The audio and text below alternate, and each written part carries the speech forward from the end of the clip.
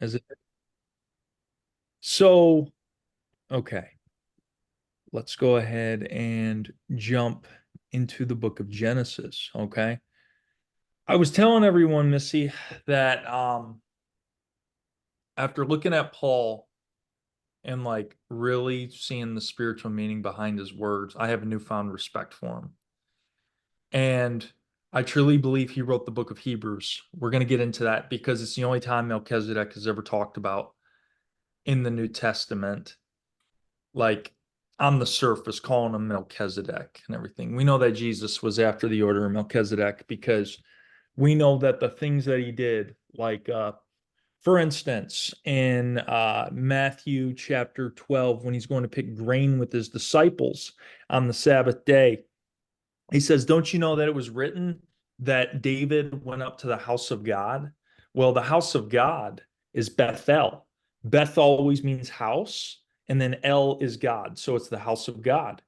So what happened was is David did not stick with the priesthood in the southern kingdom. He actually went up to the north because he knew there was a higher priesthood. He had the two priesthoods, Levitical priesthood and the Melchizedek order. But ultimately, the Levitical priesthood, when we look at it and the idea of the understanding of the body, it's to dwell within your lower nature. And the Melchizedek order is to dwell in the higher. So, and we'll see that in the book of Hebrews. But let's go ahead and look at Genesis chapter 14. And let's see what happens here. Okay.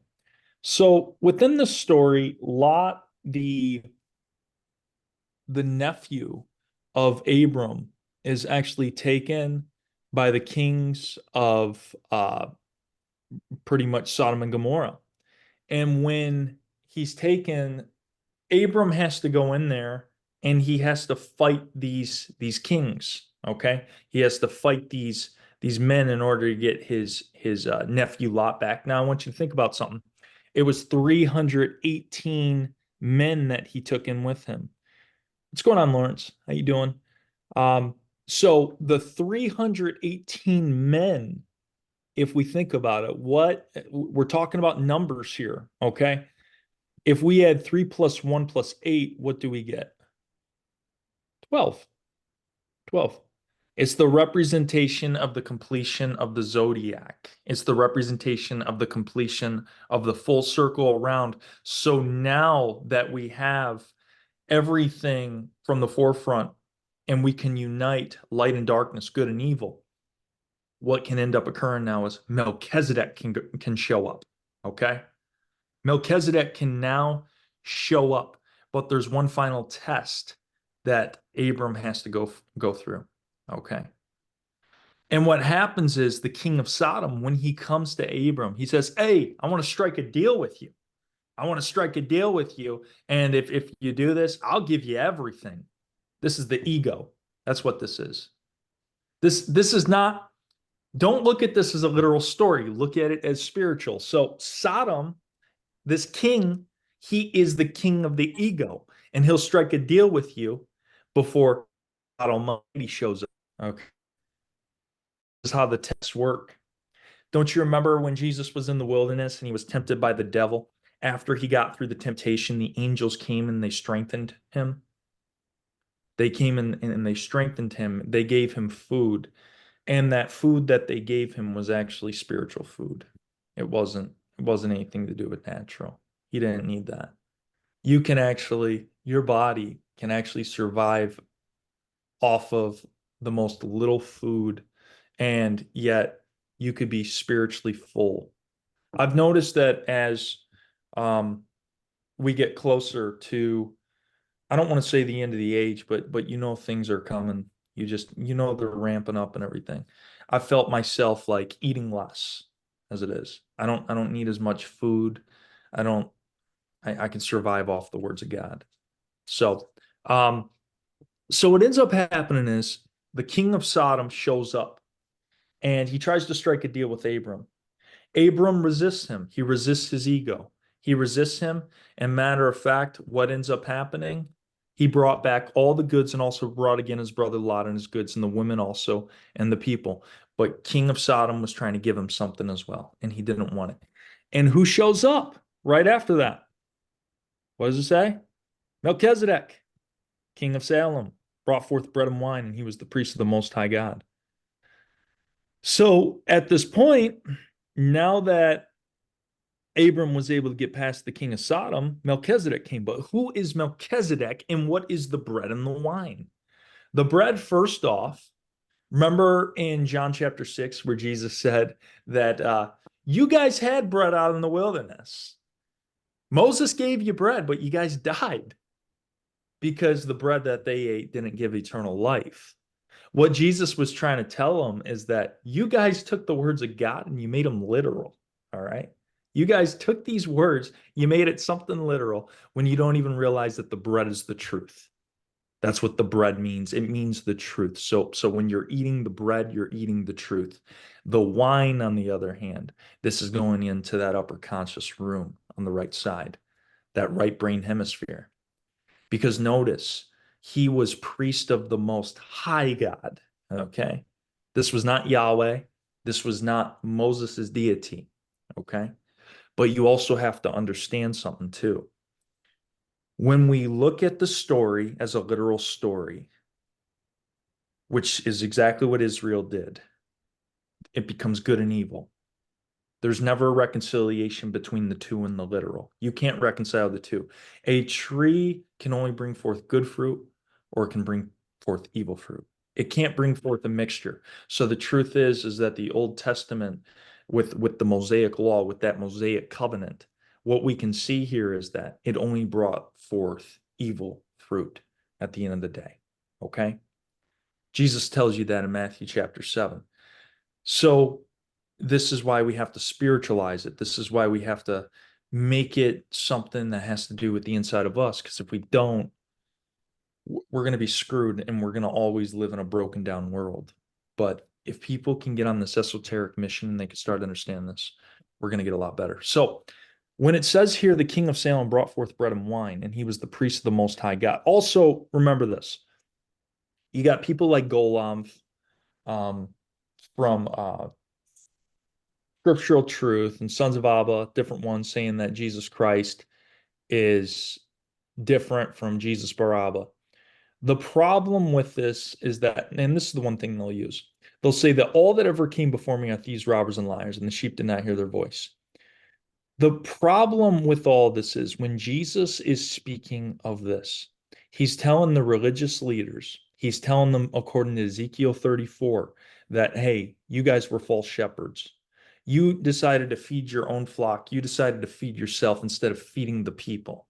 And because of this, you have taken the words of God, you have taken them in vain. You have done exactly what Moses did with a literal interpretation of them. And because of this, you guys are liars.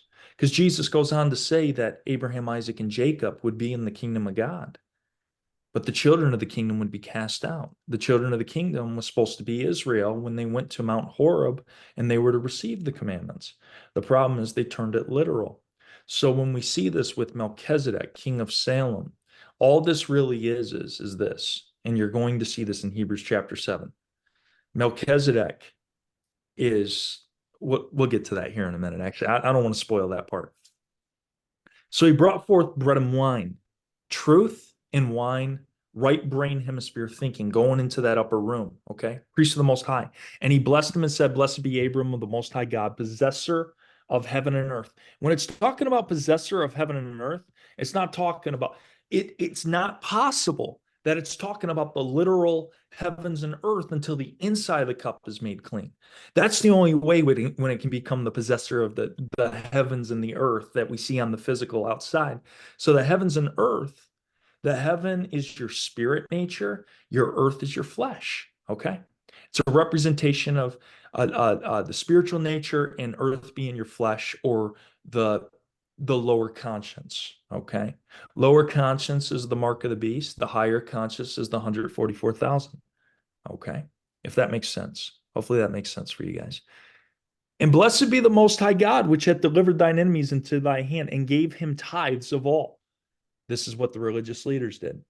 They took the tithing, they made the 10% tithing something literal at a physical four-wall building church when the tithing was supposed to be what? Does someone know? Whoever wants to answer it. It's 10% of your conscious mind, because the other 90% is your subconscious, and it's activated when you meditate. You activate the God mind, the higher consciousness. Yep. Yeah, exactly.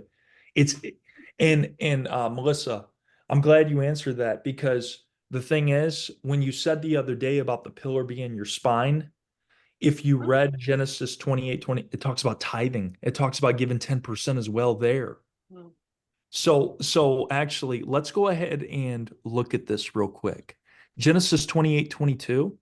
This is actually talking about when Jacob took a stone and he set it upon a pillar. And this stone, which I have set for a pillar, shall be God's house. Well, we know that God's house is the body. All right. Your temple is your body. So the pillar with the stone, pillar is the spine, stone is that pineal gland. And then what does it say here? And how do we know this is true? Look at that. And all that thou shalt give me, I will surely give the tenth unto thee. It's talking about tithing, the 10%. It's talking about the order of Melchizedek. This is what it's talking about here. It's telling you the stone is that pineal gland, the pillar is that spinal column. This is the branch that leads to the eternal waters. And in order to access this, you got to give the 10% of your left brain hemisphere and shift it over to the right. Okay? So Because how do you do that, Josh? What is that? How does that look like? you got to meditate. Meditation, right? Yeah. It doesn't come through Bible study. It doesn't come through some Mm. prayer. It comes through getting in your inner closet and meditating. You see how all of this is adding up as it is. It's all adding up. Look at this. Jacob rose up early in the morning and took the stone that he had put for his pillows. Think about it. The stone he had put for his pillows, it's on the head, and set it up for a pillar. There was a pillar. He poured oil upon the top of it because what happens in the body, the colostrum, that oil, it actually comes from the top and it goes down the body. It has to descend in order to ascend, which is why Jesus would say in John 1 that the angels of God would ascend and descend upon the Son of Man. It's so beautiful when you really look at all this because there's so much clarity. There's it's I you see the problem with some people and I was there. I was there. Like I got caught in that Bar Alba thing there for a little bit. Um, the problem is the scriptures, there's no integrity when you look at the scriptures as a whole. You have to take a lot of things out of context in order to fit your narrative. And what is so bad about the body that there's something within us that rises us up to a higher consciousness? There's nothing bad with that. It's all over the Bible. I mean, the entire book of Revelation is the reason why the revelation was given to John and the reason why Jesus said this is the beloved one, because John knew that this was spiritual terminology that was being used. He was the only one out of the disciples that really knew it. So, okay. So does that make sense so far with everything? You have to have Melchizedek. What ends up happening is he brings forth the bread and the wine, the truth. When the truth is brought forward, that's when you can shift up in your thinking. This is not what Moses did. Moses brought bread in the wilderness and the people died because they made it literal. It wasn't something spiritual. Okay. All right. So what ends up happening here, he gives tithes of all. Abram gives tithes of all. So his ego comes in, it tries to strike a deal with him. It says, hey, I'll give you the entire world. I'll give you all the possessions of the world if you want. He's like, I'm good. I'm good. All right. You go ahead and take what you have. Melchizedek shows up, priest of the Most High, bread and wine, and the next thing you know, tithing 10% of that. Abram was rising up in his consciousness. That's the entire point. And the reason why we know that, because in the story of Melchizedek, it says, for this Melchizedek, king of Salem, priest of the Most High God, who met Abraham returning from the slaughter of the kings and blessed him, to whom also the slaughter of the kings that's here. It's a representation of the slaughtering of the lower consciousness, that lower enemy. Okay. It's not something literal. And you're going to see this here in a minute. All right. These stories were not told to us to give us history. These stories were told to us to give us something that we can identify with and we can work with in our lives so we can rise up in our consciousness. Okay. Paul tells you in Galatians chapter 4 that Hagar, Sinai, Abram, Sarai, all these people that were there in the Old Testament, he says that these stories were allegories. He also tells you that these were Jewish fables. Okay. So what it is they tried to make it something real, and the problem is that it was all allegory. It was about having the mind of Christ at the end of the day. And we know this because check this out. We know this because why does it say it here and tell us right here that Melchizedek was without father, without mother, without descent, having neither beginning of days nor end of life, but made like unto the Son of God, abideth a priest continually. What's interesting about that? Jesus wasn't the first Son of God. It says Melchizedek was. But what is Melchizedek? Melchizedek without father, without mother, no descent. This is consciousness. That's what this is. It has nothing to do with carnality. It has nothing to do with the carnal man that walked around named Melchizedek. It's the king of righteousness. Notice how if his name means king of Salem or the king of peace or the king of righteousness, what happened here? There was a slaughter of the kings before the king of righteousness could come.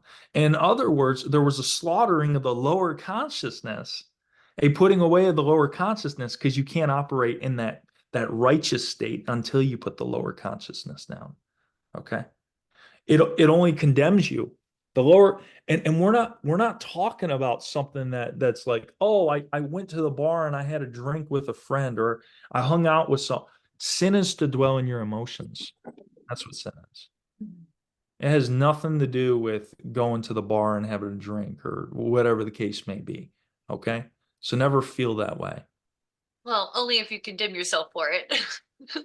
Exactly. If you, oh, woe is me, and when you're condemning yourself, you're actually dwelling in your lower emotions because you're acting religious at that point. Everything will come in its perfect timing. Like the Song of Solomon says, wait for the beloved. It tells you, wait for the beloved. Actually, let's see if I can find something here. I never thought of that, like the slaughtering of kings. Like it was like to get the true crown, they had to slaughter the physical, literal kings to get to the true crown of righteousness. Yeah, you got like it's like those kings that is your ego and stuff. This is that religious spirit, in other words. It's like the religious spirit that rises up in you, and you're sitting there saying, oh, I'm better than everyone else. It's your ego edging God out. And then what happens is, no, before you can even reach the king of righteousness, you gotta put the ego away. Because once that ends up happening, that's when you can rise up in that true higher nature. It's so beautiful. It really is. So we can clearly see that Melchizedek was made like unto the Son of God, because the Son of God, it's not something that's, you see, we are the sons and daughters of God, but we can only become the sons and daughters of God when the inside of the cup is made clean. Therefore, the Son of God in the esoteric sense is the higher consciousness. It's the higher mind. All right. That's why in the days of Noah, when it says that the fallen angels, the sons of God, it calls them sons of God, not fallen angels. When the sons of God made with the daughters of Cain, they created the offspring in the Nephilim. Sons of God, higher consciousness, coming down to the daughters of Cain. This is religion. This is the lower consciousness. What it creates is Nephilim, a mixture between flesh and spirit. And that's exactly what you got in your churches today. That is Mystery Babylon. It's all these these different church denominations that have mixed flesh with spirit. And that's what Jesus is trying to tell you. So, And the giants, that could represent the flesh, because like when David took down the giant, that was the five senses, that was his flesh. yeah, yeah, it's beautiful. So, in other words, what's going on is when these Nephilim are created, it creates like a self-righteous spirit, but it also you're operating out of your five senses, like you said. And that's why David has to take Goliath down with one stone by taking the five senses, uniting them as one to strike the giant where? The pineal gland. Because what he's doing is he's taking it all and he's uniting it, because this is the true sense that matters. All right. I mean, they tell us this in the movies, like The Sixth Sense, for instance. They tell us this in all these movies. Sixth chakra. Yep. The chakra, yeah, it's amazing when you really look at it. So just unbelievable. So now consider how great this man was, unto whom even oh, RHart. You don't know? Hello? Oh, you need to put yourself on mute, RHart. I think. Or is that Marley? It might be Marley. Okay. So sorry. You're good. You're good. No worries. So now consider how great this man was, unto whom even the patriarch Abraham gave the tenth of the spoils. He gave the tenth of the spoils. But when it goes in to talk about who Melchizedek is, it's going to tell you that the Levitical priesthood was the law of a carnal commandment. And we already know that this one named Melchizedek was without father or mother, without descent, with no beginning. They just a quick shower. Oh, so, but he whose descent, wait a minute, actually, and verily they that are of the sons of Levi, who receive the office of the priesthood, have a commandment to take tithes of the people according to the law, that is of their brethren, though they come out of the loins of Abraham. Okay, so what's going on here? The sons of Levi, they took a literal tithing, a literal 10%. This is your religious leaders today. That's what this is. This is your religious leaders today. These are the men that sit there and say, "Oh, brother, you got to give to the congregation. You got to do this. You got to do that." The truth is, you don't have to do nothing. You don't have to listen to this at all. You can go get this truth through you at the end of the day. I mean, as we read this, if John says that the Holy Spirit shall teach you all things, and you best believe the Holy Spirit's going to teach you all things. All you have to do is get out of that damn condemnation, sit there and say that I'm already accepted before my beloved Father and Mother. You come to them with open arms and say, teach me. That's it. Teach me. And when you do that, they're going to teach you. So, but he whose descent is not counted from them received tithes of Abraham, and blessed him that had the promises. And without all contradiction, the less is blessed of the better. The less is blessed of the better. Let's think about that. You see, the Bible tells us that we have to unite heaven with earth. Okay? The Bible tells us that in the Song of Solomon, matter of fact, let's go ahead and look at that. Song of Solomon, chapter 2, verse 12. The flowers appear on the earth. The time of the singing of the birds has come, and the voice of the turtle is heard in our land. The flowers appearing on the earth, it's appearing on the lower consciousness. Because now what do flowers have? They have a scent. So it's like it's a sweet aroma that goes up, in other words. So what happens is the less is being blessed by the better, okay? Because there's no partiality with God. There's no partiality with God whatsoever. He wants to fill your entire vessel. The mother wants to fill your entire vessel at the end of the day, okay? So looking at all this, we can start to see how Melchizedek is this conscious force, okay? He's not something that has to do with something physical, because we can also say who is made not after the law of a carnal commandment. Carnality tells you that Moses and Abraham and all these people were real. That's what carnality tells you. The Spirit tells you it doesn't matter. It doesn't matter if you had a person named Abraham and he went through all. It doesn't, it's history. What does that benefit you on the spiritual sense? It doesn't. It doesn't benefit any of us.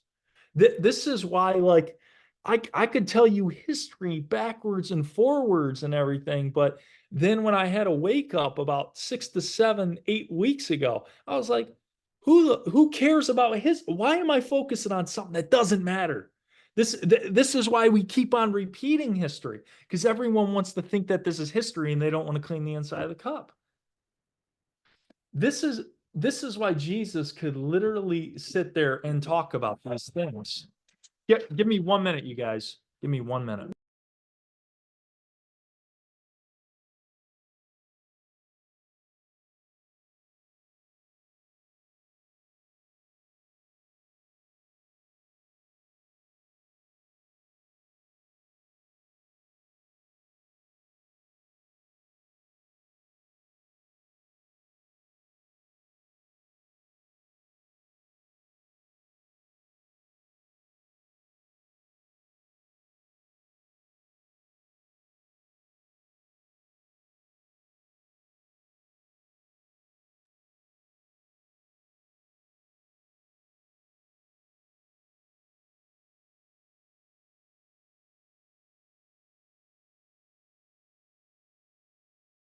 All right, guys. Yes, sorry about that. My aunt decided to come over here. She didn't know though. But okay, so what's up? Okay, so I'm just heating my coffee up. So when we look at this, it doesn't matter. Whatever, when it comes to history, history doesn't matter, okay? Even the Sumerian tablets, when you look, it's not even about history. It's a spiritual book, and it's actually talking about the Amanita muscaria, which is a certain mushroom that grew in the Middle East. So, it sounds like Melissa already knows about it. The sacred mushroom and the cross. So, Yeah. yeah, it's crazy. I mean, these are not drugs, these are psychedelics. This is what they did. This is how they reached their higher consciousness. If you actually look at the pineal gland, it secretes melatonin, which actually kills the cancer in the body. DMT is actually produced or secreted as well. You actually start seeing a bunch of funky colors. So like the hippies of the 60s and 70s, literally when they made those bright colored things that are going on, that's what you would see as it is. They were more onto the truth than what a lot of people realize actually, and that's why Vietnam actually started, and why the religious Christians started coming in and saying, "Oh, they're contaminating our kids and all this stuff." No, they were actually bringing heaven on earth.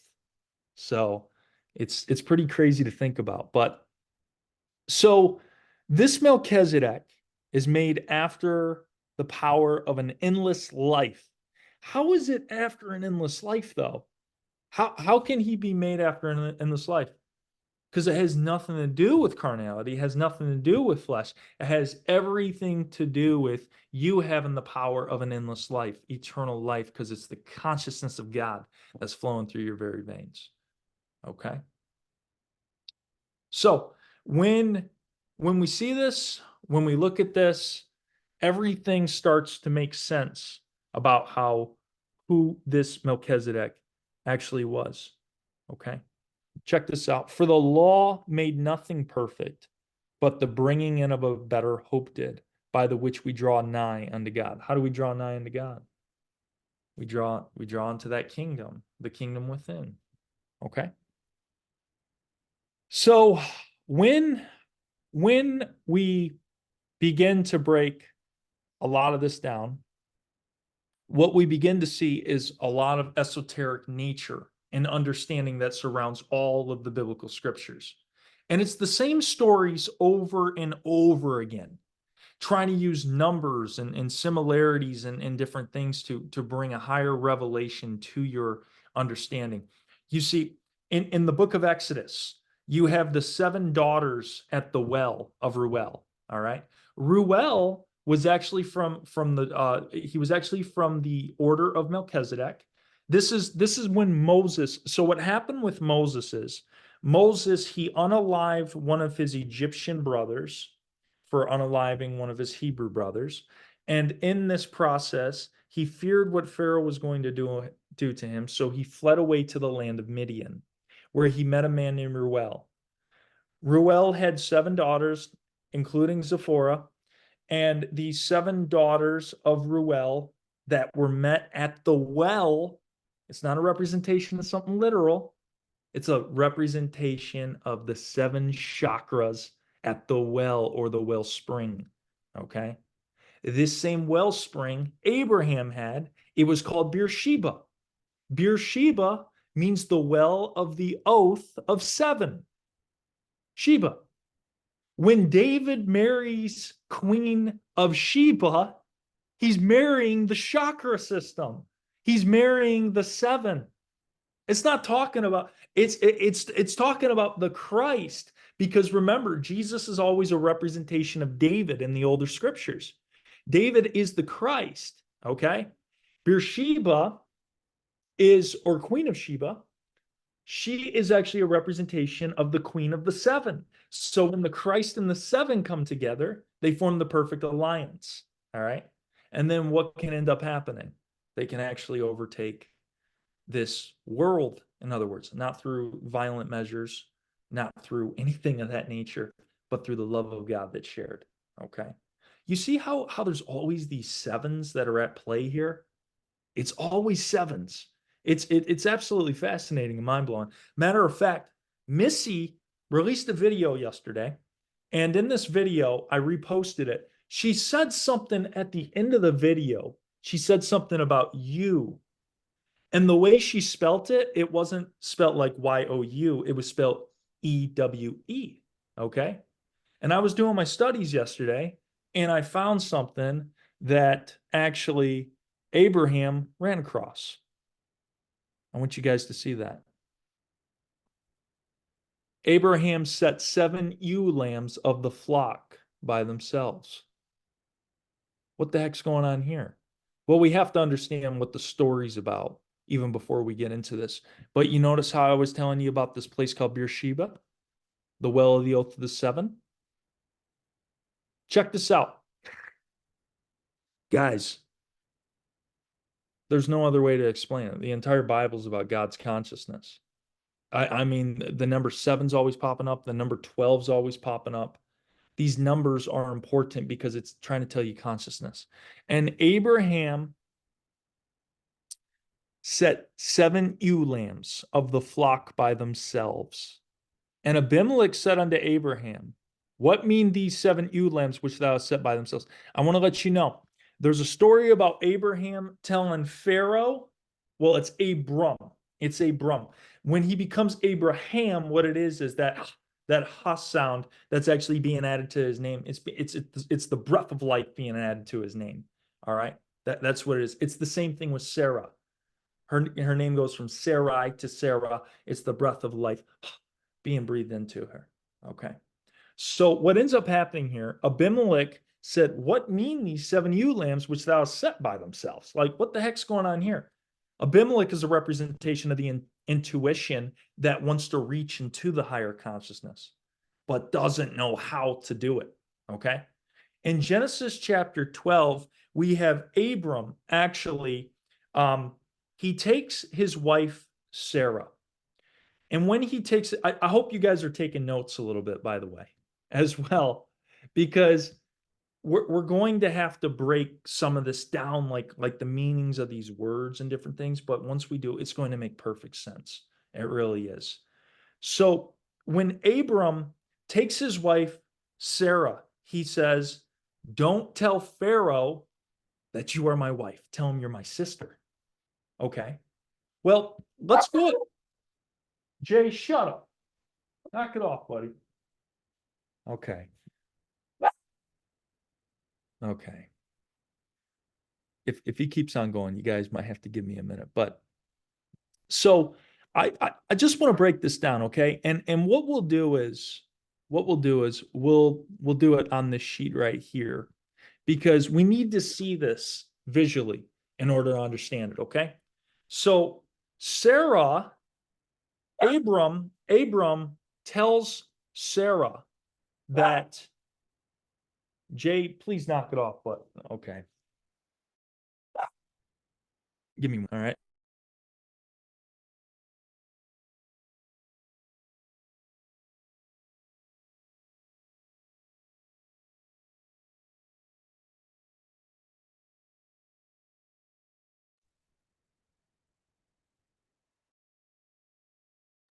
Okay, so what ends up happening is here within this, we have Abram telling Sarai, hey, tell Pharaoh that you are my wife, my sister, not my wife.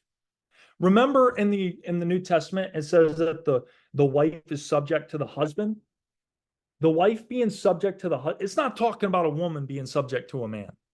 What it's talking about and what it's trying to tell you is it's the emotions being subject to the mind. Okay? Let's go and look at that. So the woman in the biblical scriptures is the emotions. Okay? The man is a representation of the mind. So when it says that the woman shall be subject to the man, it's saying that the emotions shall be subject to the mind. Okay. Now, when looking at this, he says, tell Pharaoh that you are not my wife. Or sorry, not the woman. What the heck am I doing? It's the wife. The wife is subject to the man. Tell Pharaoh that you are not my wife, but my sister. Well, we know that Pharaoh in Egypt, what would Pharaoh be a representation of? If God is trying to take you out of Egypt, what is he trying to do? The ego? The ego. Yeah. Ego, lower consciousness. Okay. Lower consciousness. All right.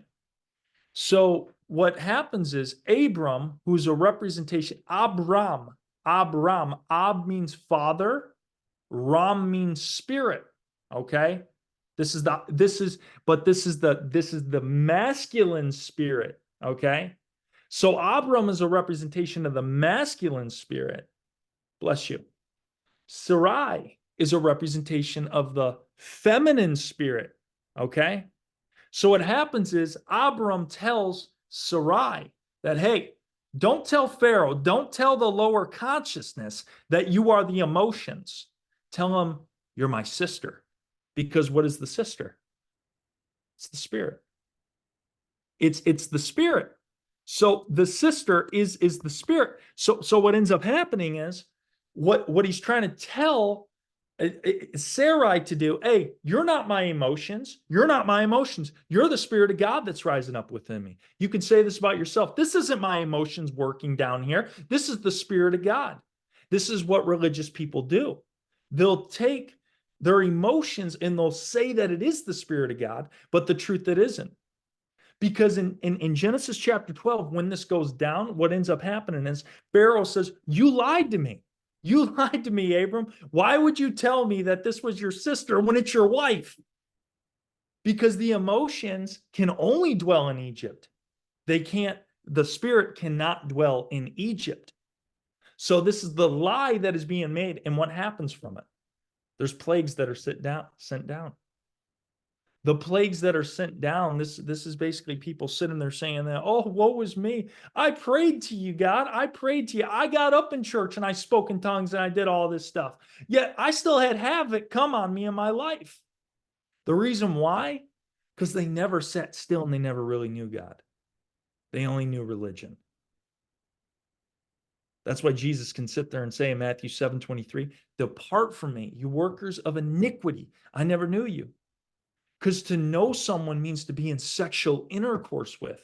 And I know that may sound crazy, but and it might turn some of you guys off at the end of the day. But what that is think about it, the bridegroom and the bride coming together. The bridegroom and the bride coming together. They come as one together. The entire Bible is about coming into one. What the flesh does is it separates and it creates hybrids. Just like the days of Noah. When the sons of God, the higher nature made with the lower, it created a hybrid. That does not work with God. God does not work with Nephilim. He does not work with giants. That's why the giant has to be slain. And sometimes it takes a lot of time for that giant to be slain. Okay? So that is what the story of Abram telling his wife Sarai to do, to go to Egypt and tell Pharaoh, hey, you are my spirit, you're not my emotions. Okay? Does that make sense? Huh? I'm just rinsing around. I'm not so much away. See, that stuff I barely brought home yesterday, and it's on top of it. I don't know what it is. I don't know what the hell that white stuff is. Let me see. Are you talking to me right now? I don't know if her mic. Okay, maybe I'll just mute her mic. Guys, give me 1 minute, okay? Actually, let's go ahead and go over this story real quick. I got to make sure I have enough battery life. So now that we understand that the story of Abram giving Sarai to Pharaoh is about the emotions and the spirit, and it's about this higher and low.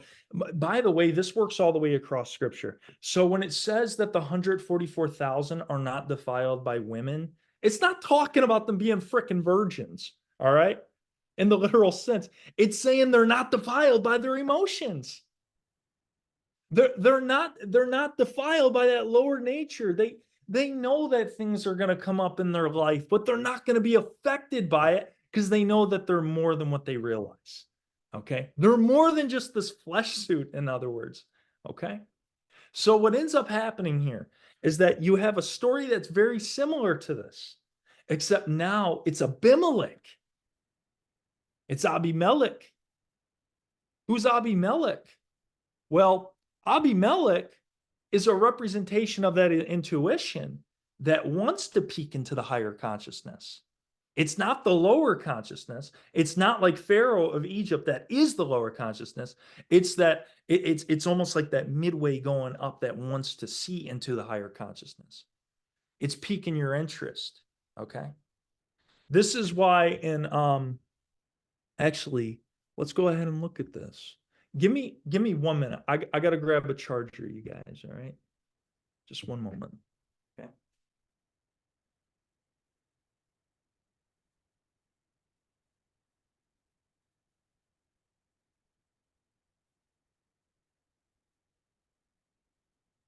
Yeah, once you understand this, the literal stuff, it just doesn't matter anymore. None of it does. I mean, the entire Bible is about the chakra system. So it's unbelievable. It truly is. So, okay. So, okay. So I'm going to tell you guys this, and then we're going to take like a 2 to 3 minute break because I'm going to grab myself a coffee. All right. So now when looking at this, okay, we got Abimelech now. But what we have to do is we have to go back to the beginning of the story where Abimelech comes up. Now remember, Abimelech, this is Father Melech, this is the father king, okay? This is that king nature that's stuck between the slaughtering of the valley of the kings and the king of righteousness, okay? This is that nature that needs to rise. This is that intuition that wants to rise. That's why right here it tells you what Abimelech said unto Abram, what mean these 7 ewe lambs, which thou hast set by themselves?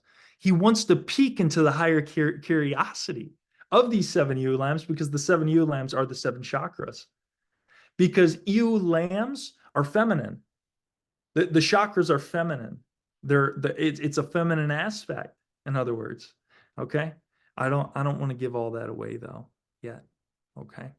So what happens here is when we look at the story, what we can see is, where's Abimelech at?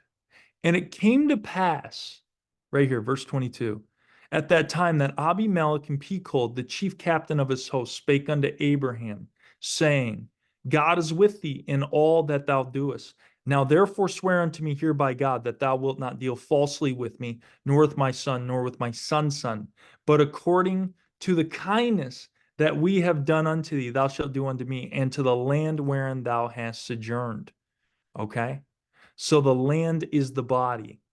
The land is always the body. It's never a representation, because in Hebrews chapter 11, it tells you that the patriarchs could have went back to that physical land, but they desired a heavenly country, which is our body. And later on in Hebrews chapter 12, it tells you that you have come unto Mount Zion, the city of the living God. That's the 144,000. They're the ones that go to Mount Zion because they're not defiled by their emotions. They're not defiled by women in that text, in that context. Never is this talking about something that's having a patriarchy over a matriarchy. Never, ever is this talking about it. Men and women are completely equal. Matter of fact, I believe women clearly they have more intuition than us men because they know stuff that we can't comprehend sometimes. We got to like study ourselves into it or something. So, and this is clearly what happened with Mary Magdalene. She already pondered those things in her heart. While everyone around her was being religious and self-righteous, she was already pondering the things that Jesus spoke to her in her heart even beforehand, because that was her intuition. She knew. So Abimelech, Abraham said, I will swear. And Abraham reproved Abimelech because of a well of water which Abimelech's servants had violently taken away. Okay. The servants, remember, Jesus always makes it clear that he never calls you a servant. He always calls you a friend. So a servant is always that lower nature. Okay. It's that lower nature that needs to arise. It's not by any means Egypt. It's not by any means Pharaoh or that place of bondage. But what it is it's rising up in that spirit nature. But notice how which Abimelech's servants had violently taken away. Well, what's fascinating about that? About violently taking something away? And I just thought of this. Doesn't Jesus say that men try to go into the kingdom of God by violence? They try to take it by force, by violence. Because what they're doing is they're trying to work out of their lower consciousness, which ultimately gives us the results that we live in today. Because they're trying to make it happen. They're like, oh, Jesus never came back. He never showed up. Therefore, we got to force this kingdom. We need to bring this kingdom about ourselves. And that's what the Zionists ultimately want to do. All right. The truth is that a lot of these religious leaders like John Hagee, Timothy LaHaye, Thomas Ice, just different ones, they're not trying to lead people. And actually, they've had other men and women come to them and tell them these things. And there's no way you can study this stuff for 45, 50 years and yet still not understand that the kingdom of God is within you when Jesus clearly tells you that. Okay? It's just, it's mind-blowing to me. So Abimelech said, I know not who hath done this thing. So check this out. Abraham reproved Abimelech because of a well of water, all right, which Abimelech's servants had violently taken away. But Abimelech said he didn't know anything about it. This is because those servants are the lower nature. Abimelech, the one that wants to peek into the intuition, into the higher consciousness of God, he's like, I know nothing about this. I wasn't there to try to harm you, Abraham. I'm not there to harm you. I'm there to lift you up. And some people want to operate out of that fear. They want to operate out of that lower nature. But then some of us want to raise into that higher consciousness, that higher nature. That is Abimelech. Abimelech was also in Matthew chapter 12, when Jesus and his disciples were picking corn on the Sabbath day, the religious leaders come up to him and they're like, "Hey, you can't be doing this, Jesus. It's the Sabbath day." He's like, "Oh, really? Haven't you heard about when David went to Abimelech and he actually went up into the house of God?" What it's talking about, it's talking about that Melchizedek order, because Abimelech is a part of that Melchizedek order, but it needs to rise up. There has to be an evolution of it. Notice how Melchizedek back here, check this out. Melchizedek actually was made like unto the Son of God. He didn't become the Son of God automatically. It's a process, it's a working, just like all of us. It doesn't happen automatically. You don't just show up on planet, "Oh, I got it all figured out." Doesn't it even say in the book of Luke, chapter 1, that Jesus grew in wisdom and understanding? So if he's growing in something, that means everyone has to go through this process. They have to come into this higher nature, and sometimes it takes work. But the servants, okay, think about it this way. Remember where Jesus says, "Don't let your left hand know what your right hand is doing"? Don't let your left brain hemisphere know from what your right brain hemisphere is doing. Don't let your lower consciousness know what your higher consciousness is doing. There's always, but there has to be a reconciliation of all of them coming back together. But when there's this split and there's this divide, what ends up happening is you have to clean that inside of the cup. You have to clean that higher consciousness so that it can go to the below. It can descend, just like how it says Christ descended into Sheol or hell. It's taught he descended into that lower nature to rise it back up, just like the chakras. Okay. Melissa, do you want to say something? No, I'm just agreeing. I think it's interesting that you say Abimelech was like the beginning, basically. It's like, because there's 3 steps in the awakening, or like the initiation process. And the first one is baptism or purification. So that would make sense with the well of water, it being a representation of your baptism. And then it's the crucifixion, which is like your dark night that's going into Sheol. And then your resurrection is your awakening. So Yeah, and you're about to get more confirmation here that you're according to the scriptures, you're absolutely right. Because in this story of Genesis chapter 21, when we look at it, is it 21? The heck? Yeah, okay. 21 here. What it's telling you is that this Abimelech, he didn't know what the servants were doing. Neither yet heard I of it, but today I just now heard of it, Abram. I just now heard of what the lower consciousness, what the servants are trying to do. They're trying to rise themselves up above the master. Okay? So what happens is Abraham took sheep and oxen and gave them unto Abimelech, and both of them made a covenant. They made a covenant. And Abraham set 7 ewe lambs of the flock by themselves. This is those ewe lambs that Missy was talking about. Ewe lambs, this is a feminine flock of sheep. And it's the feminine aspect. This is why Christ in Revelation chapter 1 is wearing a girdle upon his paps. It's not telling you that he literally had breasts. What it's trying, he came into contact with this feminine aspect. That's what happened there. And you can only come into feminine aspect, and your feminine understanding is if you have a Kundalini awakening. All right? That's the only way. You need to rise the Son of Man up on the cross in order for the Son of God to come about, the daughter of God. Notice how, like we said, Melchizedek, he was made unto the likeness of the Son of God. He had to grow in wisdom. He had to grow in knowledge. It's always a representation of growth. Okay, consciousness grows even. The consciousness is always expanding. It's always growing. The universe is always growing. Okay. And like we said, Abimelech said unto Abraham, "What mean these 7 ewe lambs which thou set by themselves?"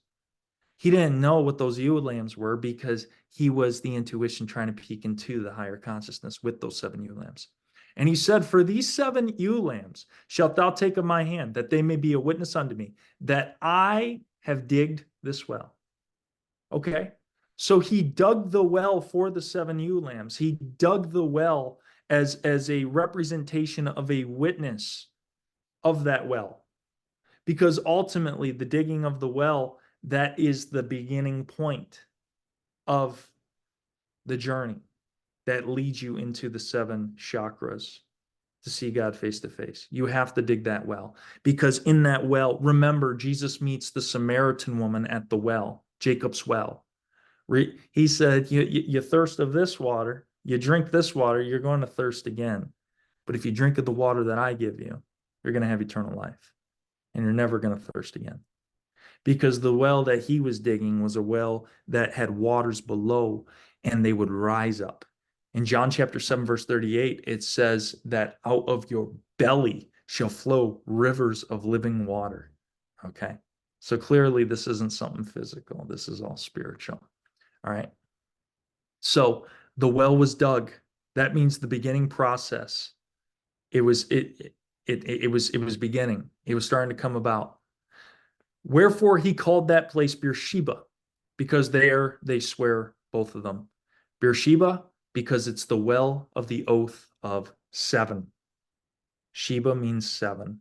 Just like I said, when David marries the queen of Sheba, he's marrying the aspect of the 7. That's what he's doing. Okay.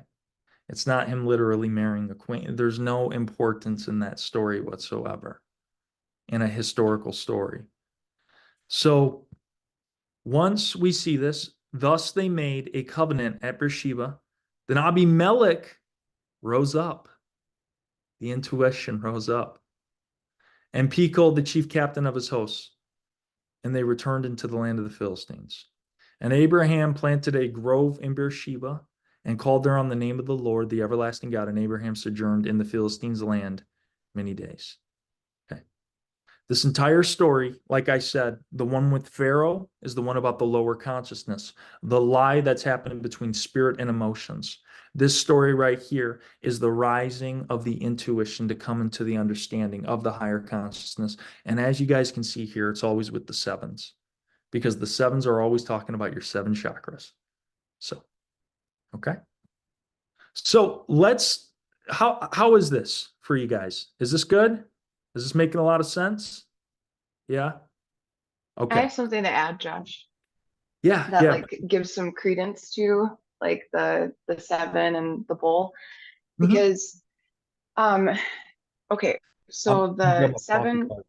yeah, Yeah. 7 sisters of the Pleiades, right? And Ruel with the 7, they're by the well. And the Pleiades actually means to sail. The Pleiades are daughters of Atlas, and Wait. You said it means to sail? the Pleiades is from the Greek sailing, like to sail, like how they sail across the sky or sail through water. Right. Wow. And they're in the constellation of Taurus, the bull.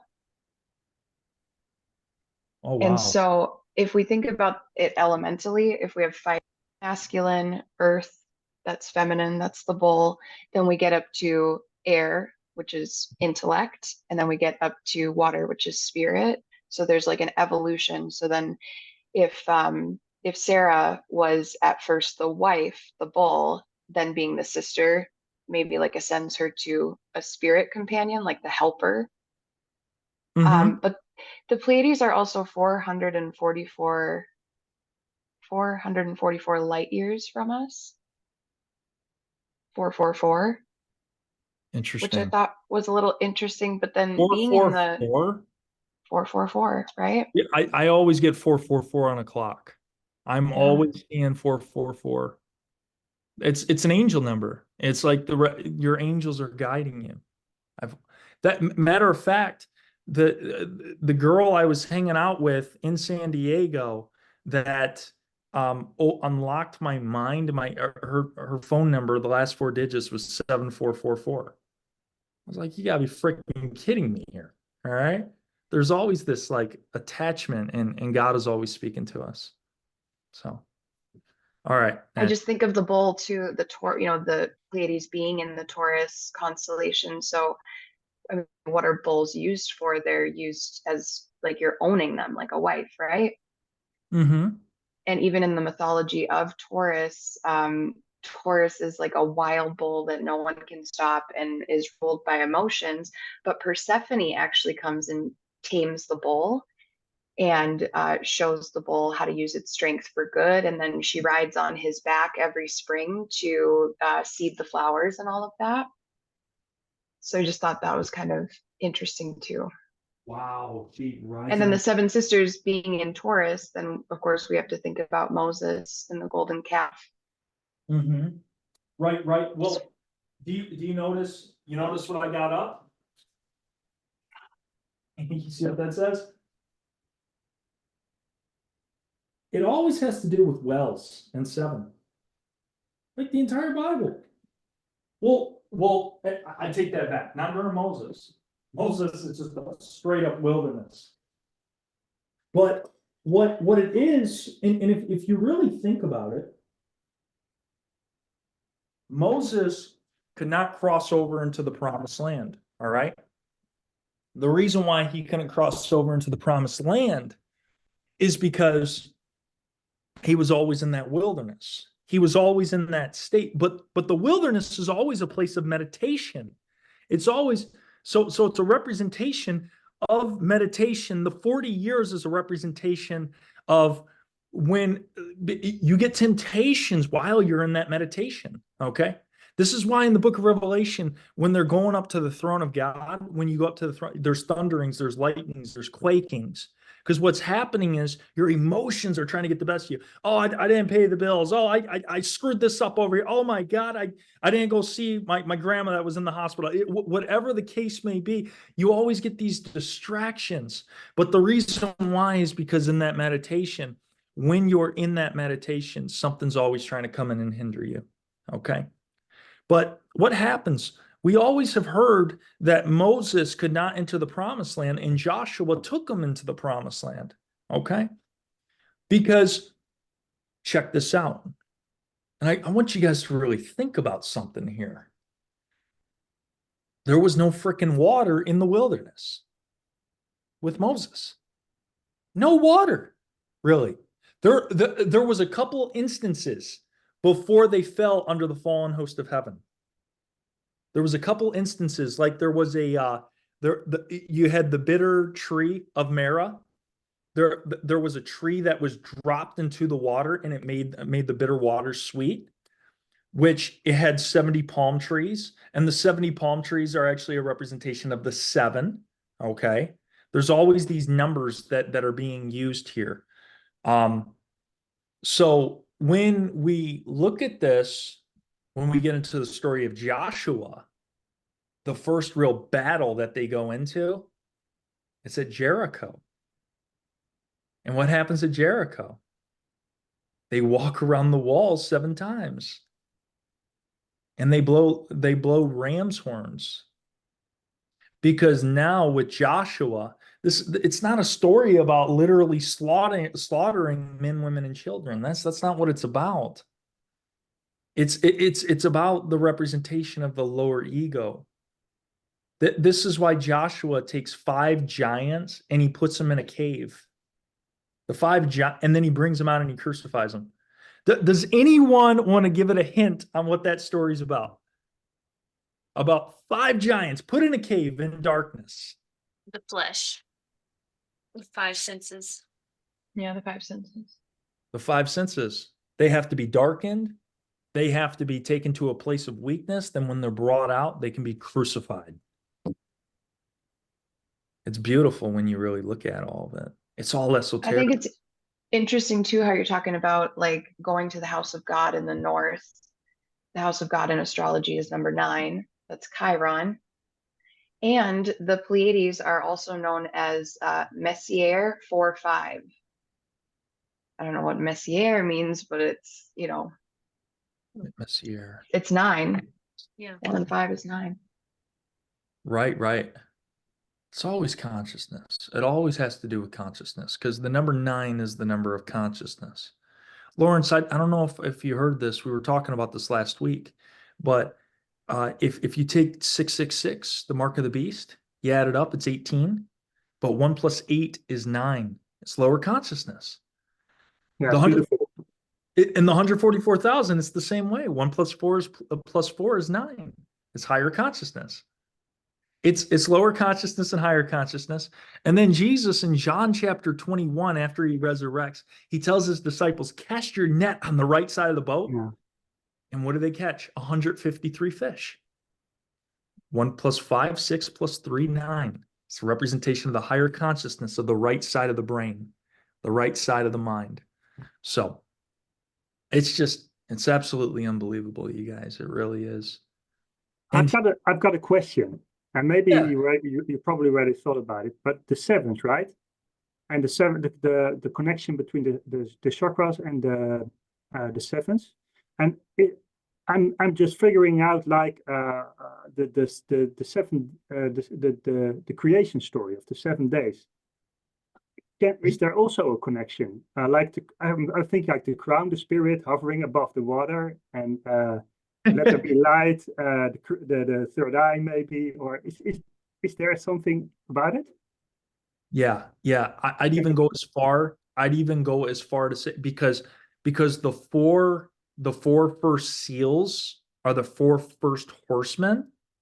And then you have the fifth, sixth, and seventh. I would even go as far, and I'm sure that this is just the way it is because this book is divine.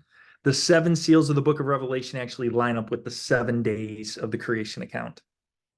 Like straight up. It's just, I mean, we already know that the 7th seal is the time of silence that happens in heaven for the space of a half an hour. And we know that the 7th day was the Sabbath rest. Okay. So you see how it's just mind blowing. It really is. If you wouldn't need any other book in your entire life to figure all this stuff out. Seriously. It's just, I got a new love for the Bible. Let's put it that way. I can't freaking believe it. I really can't. Like, once you start to get this esoterics, it's like, oh my God, nothing else matters in this world at all. So now, Ashley said something about Taurus and the Pleiades. Okay, the 7 daughters. Ashley, is that what we're seeing here?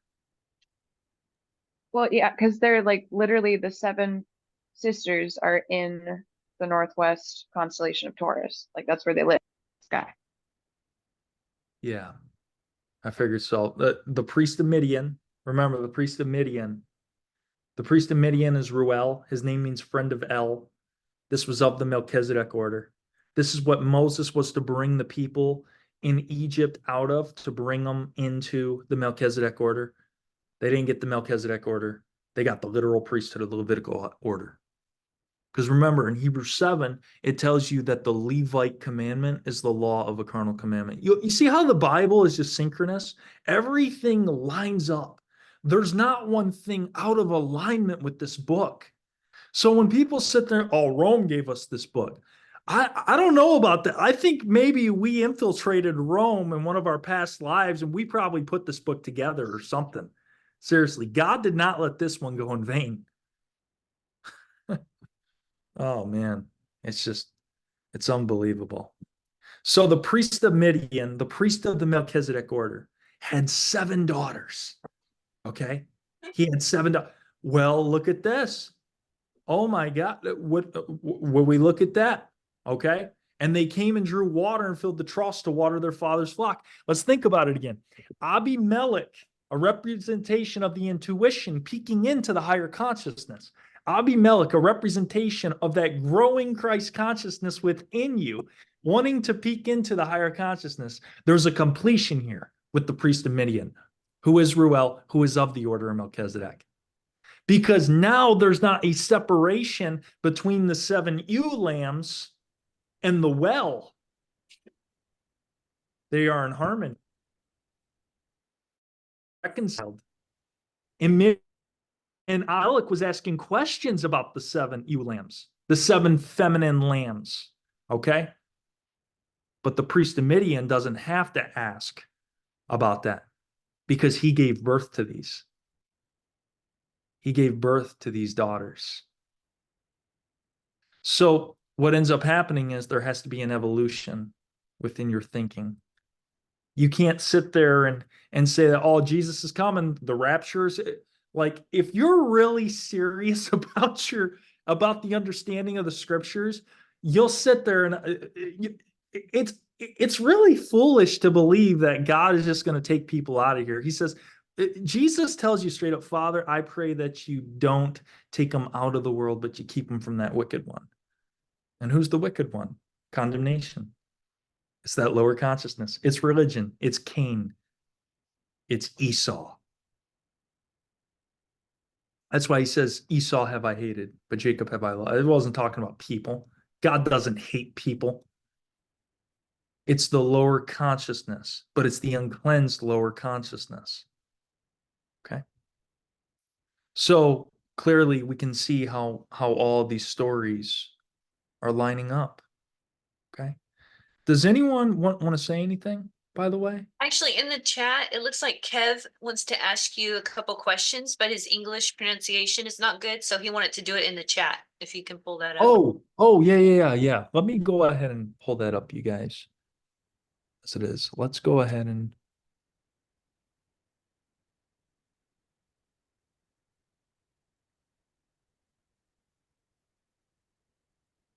the flip. There we go. Okay. All right. So, oh, this is beautiful. And this is just going to grow more and more. Seriously. People are hungry. I'm telling you, people are thirsty for knowledge now. Kev, you're from Germany. Okay, let's go and talk about this. All right. Oh my goodness. Okay. We need that drummer dude on TikTok to give the Hindu Buddhist parallel. Yeah, I agree. Drummer's great. He's got some great information. He really does. He really comes from the Hindu perspective, doesn't he, Melissa? That's He like actually grew up in the Self-Realization Fellowship. That's Yogananda's like school.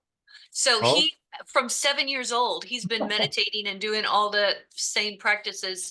It's like Hinduism, Buddhism, and Christianity, basically, like a combination. that's beautiful. That's Yeah. beautiful. You know, water baptism actually comes from Buddhism. It's not a Jewish practice. It's a Yeah. Buddhist practice.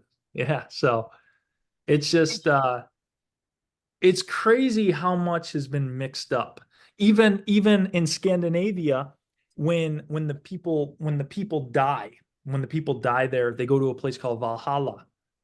Valhalla actually comes from the word Allah of the Muslims.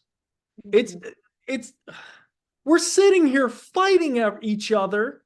Everyone's fighting, and they're like, "Oh, my God's better than your." No, we all serve the same God. Oh my God.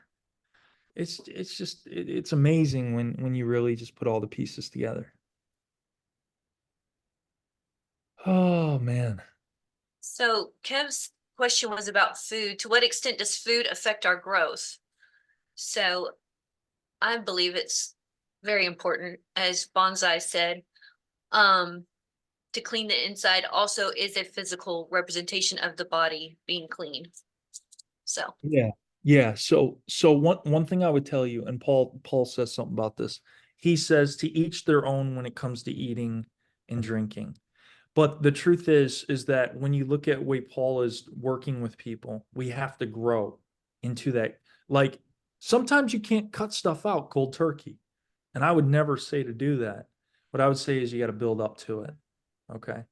So for instance, like I normally like to eat I normally like to eat vegetarian a lot of the time, a lot of Mediterranean food. I love hummus, different things like that.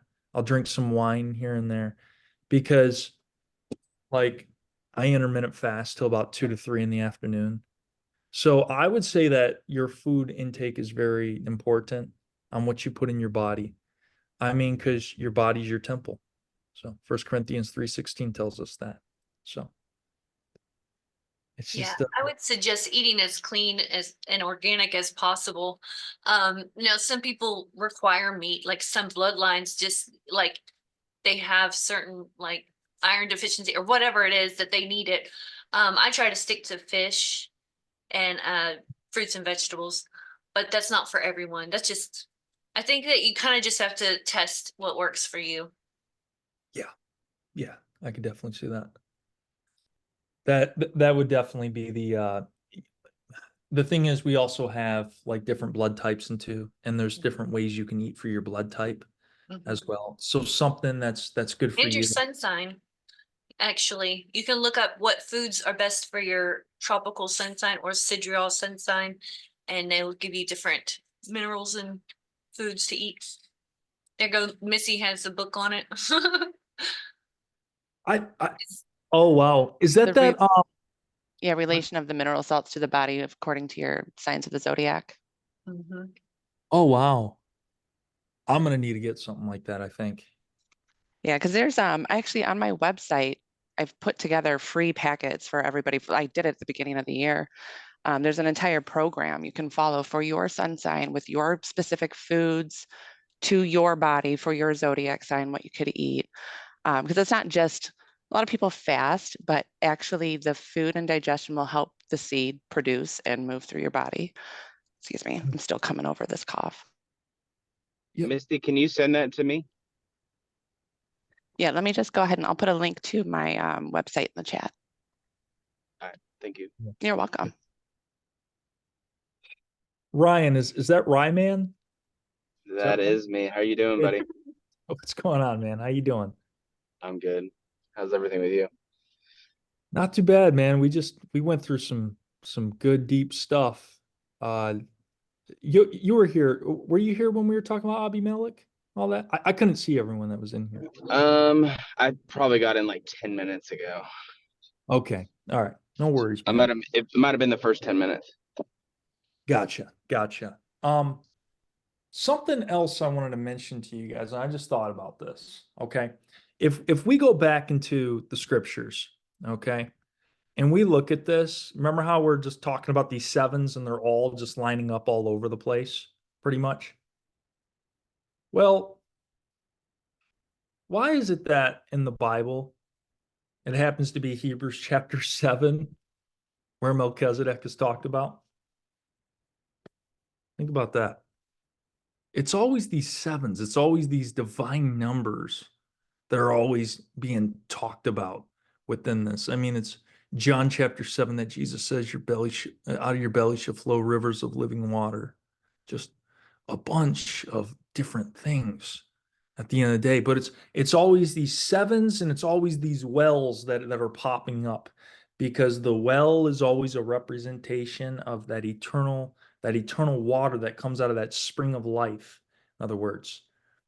And then we also have a couple of other things I want to touch on as well. Actually, I want to look at something real quick. Let's go to Song of Solomon. All right. Song of Solomon, chapter 1. Now, remember how we talked about how Abimelech is the intuition that wants to peek into the higher elevation of consciousness? That's what's going on here. So what he wants to do is, because remember, there's a curtain that separates our mind from the right brain hemisphere and the left brain hemisphere. Okay. So, and this is the curtain that was torn when Christ died on the cross. All right. As we know. But notice something. He says, I am black, but comely. He's not talking about his color and his body. All right. He's not talking about his skin color. What he's talking about here is, I am black but comely, O ye daughters of Jerusalem, as the tents of Gadar, as the curtains of Solomon. Remember, when we looked at that compass last week, there's a curtain that separates your intellect on your left side from the spiritual nature on your right. Okay? So when Jesus says in Matthew 25, those on my left-hand side go into the eternal fire, prepared for, or the internal fire, prepared for the devil and his angels, he's talking about that aspect of reincarnation. Because it's not intellect that's going to get you onto the other side. It's not the left brain hemisphere. It's not the Western area on the compass that's going to get you there. It's going to be the right side. That's why you have to shift your thinking into the right side. All right. But we also know that according to the four horsemen, they are the four cardinal pieces of the compass as well. So the black horse is on the left side. This is where your intellect lies. We also know this because there's only so much of those that have oil and wine as well. And it's a very little amount compared to those who are of this famine. And the famine is coming through not understanding the spiritual side, the spiritual revelation. There's a famine. What is a famine? There's a lack of water. There's a lack of water, so you don't have your well anymore. You don't have the 7 ewe lambs. You don't have the 7 daughters. You don't have the 7 chakras. What you have is something that's of a famine.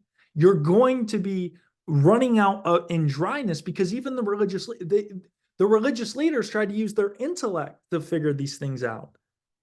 And what did Jesus tell them? Moses gave you guys bread in the wilderness, and you guys surely did die. You still died.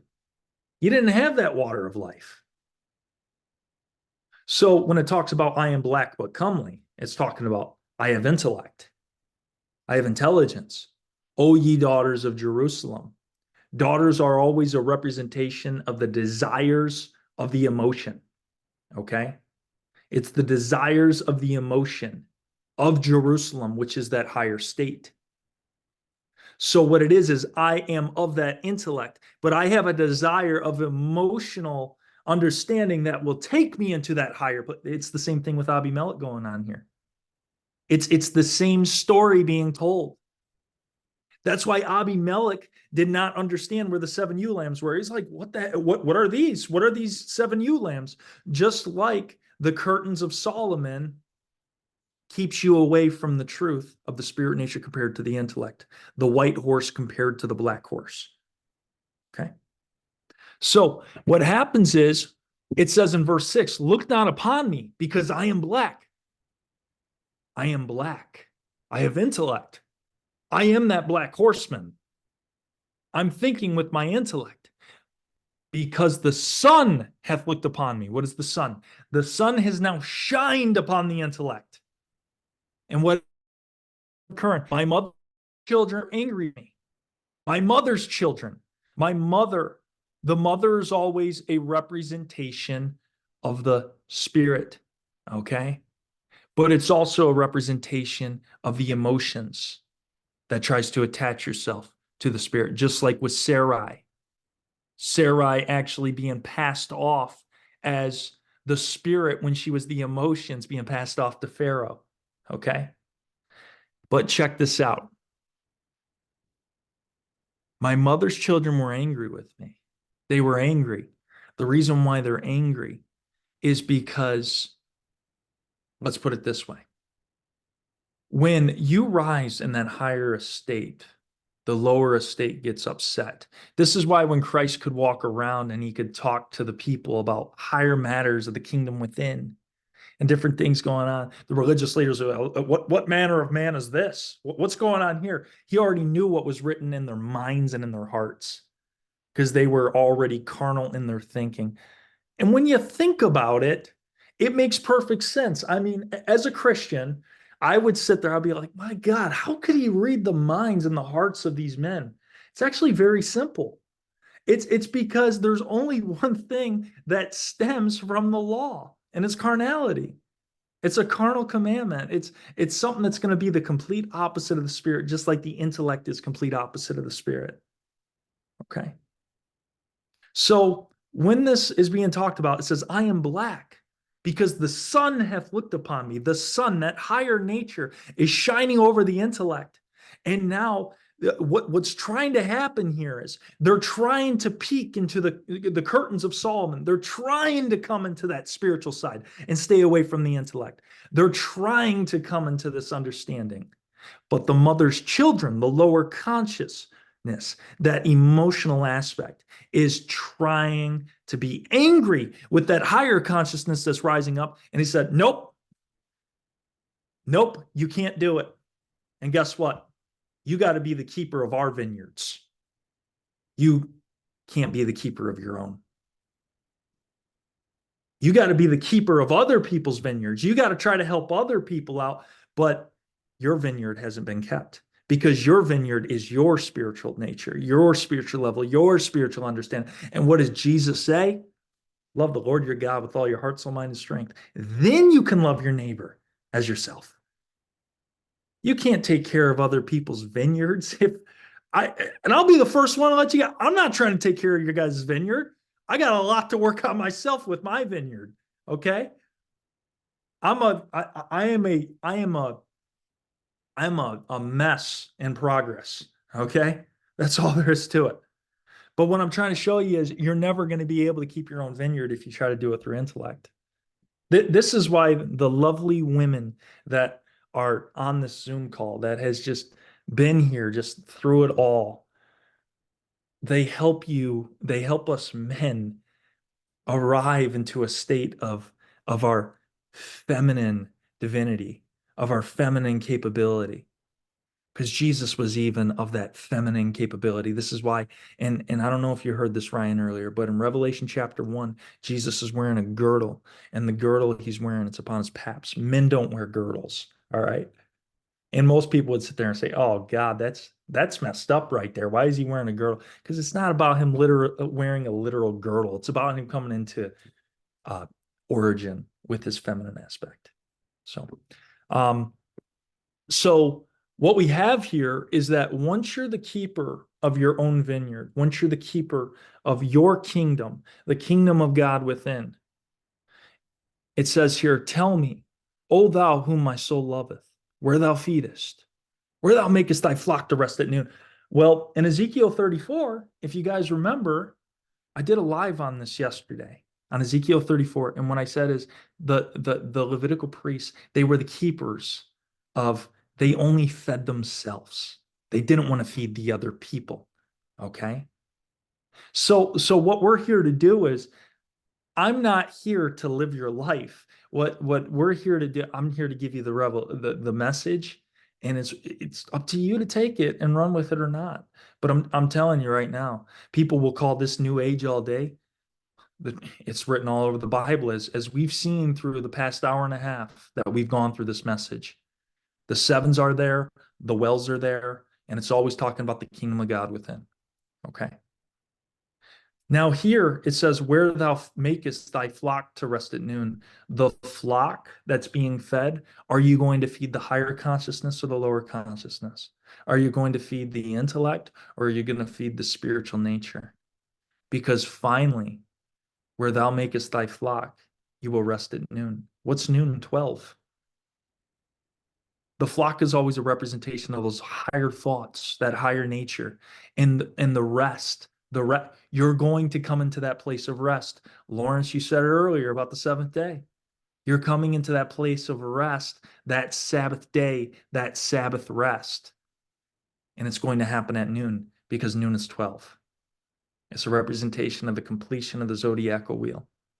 It's the representation of the reconciliation of everything. That's why in the throne room of God, it actually says there's two seraphim, one on the left hand and one on the right side. Okay. And this brings us into our next message, because now we're going to jump on into the cranial nerves of the brain. Okay. What happens is, in the throne room of God, you have two seraphim, but the seraphim each have 6 wings. 6 plus 6, what does that equal? 12. What they are is they're a representation of the throne of God that sits in the middle. Okay. And then it's the zodiacal wheel, that zodiacal representation. But here's the thing about this, and this is what's crazy about it. You have your mind is the throne of God. This is where the throne of God dwells. Okay. Because then around the throne of God, you have the 12 apostles that reign and rule. Okay. Actually, let's go ahead and go into that.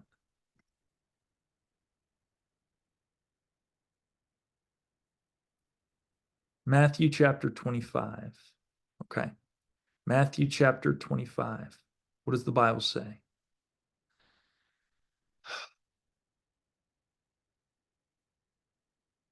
Verse 31. When the Son of Man shall come in his glory, and all the holy angels with him. Okay, let's break it down. Son of Man, representation of that solar energy that rises through your body, just like Jesus says that the Son of Man must be lifted up as Moses lifted up the serpent in the wilderness. So what ends up happening here? The Son of Man is that energy that's being risen up. The Son of Man is the one that stands between the 7 golden candlesticks, and those 7 golden candlesticks are the 7 stars.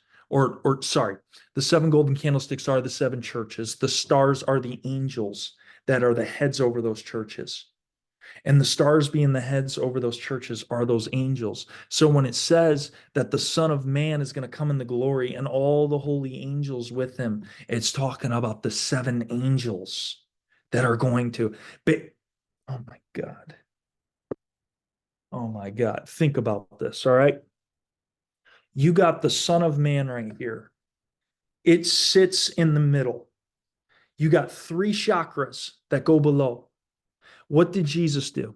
Jesus descended into captivity to release those who were captive, to bring them up into that upper essence.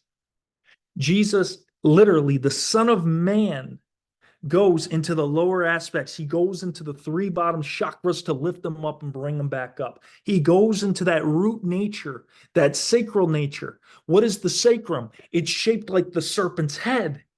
The serpent's the reason why is because it says, as Moses lifted up the serpent in the wilderness, so shall the Son of Man be lifted up. Jesus died on a cross that was the tree of the knowledge of good and evil. And who was in the tree of the knowledge of good and evil?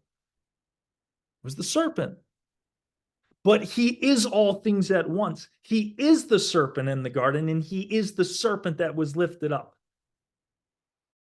Cross. So the serpent being lifted up, though, it's the sacral bone, which is like the shape of a serpent's head. The serpent is being lifted up, but he has to go into the inner depths of your being, into the waters below where Sheol is, where hell is, to lift those waters up, to bring them to the forefront, to bring the 7 ewe lambs through the well, to dig that well first, to dig it deep down inside of you so that you can be lifted up. And when the holy angels come with the Son of Man, the angels are the angles of light. It's the light that hits the communication centers in the back of your spine. And when those communication centers are hit, or those chakras are hit, that is the holy angels that will come with them. And then they shall sit upon the throne of glory right here, Peniel. The rock in which the builders rejected, the stone in which Jacob anointed with the pillar, and even the rock that Moses held up a staff to. And he was supposed to speak to it. He was supposed to strike it the first time, and then he was supposed to speak to it the second time. But he struck it twice. And that's why he couldn't enter the promised land. You guys see this? It's all making Jesus, and this is how we know we're right on this. Jesus says that the mysteries of the kingdom have been given to you guys, but those who don't understand, they're spoken in parables. He had to speak to them in the sense of something that had to do with natural carnal reality. They would not be able to get it. But the way he oh my God, the way he pinpoints his words, even in all the parables, you can see how when he talks about the Son of Man, he's talking about a certain aspect, yet it runs throughout all the parables. You can see how when he talks about holy angels, it runs throughout all the parables, but it's all synchronicity and it all comes together. He spoke in parables, but he used key words in all his parables in order to make a statement, in other words. Okay? This is how you know this book is divine. All right? It's just unbelievable. So, now he shall sit upon the throne of his glory, and before him shall be gathered all nations, and he shall separate them one from another, as a shepherd divideth his sheep from the goats. Now, Christianity, religious Christianity, would sit there and say, "Oh, Jesus is going to judge you. He's going to judge you, brother." I mean, clearly there's goats on one side, and then there's sheep on the other. If the throne of glory is here, and the sheeps are on the right side and the he-goats are on the left, you're going to be judging yourself. That's what you're going to be doing. That's why the sun has to arise upon the blackness of the night. I am black, but comely, O ye daughters of Jerusalem. And though they try to peek over into the curtains, there has to be a unification and reconciliation. So what ends up happening here? The sheep are on the right hand, goats are on the left. Oh, there we go. Left brain hemisphere, right brain hemisphere. It's all connected.